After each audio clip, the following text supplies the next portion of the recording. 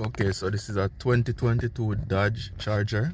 We're going to reset the oil life on this car. So without pressing the brake pedal, you're going to press the engine start button, put it in run position,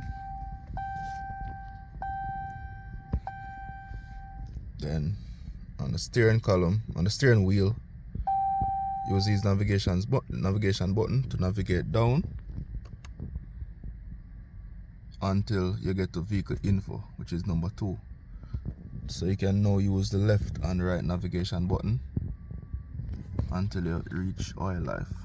So it says hold OK to reset, so we're going to hold OK,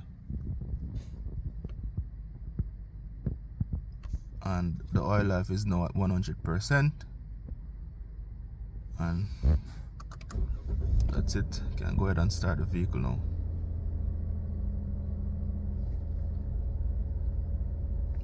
That's it for the video.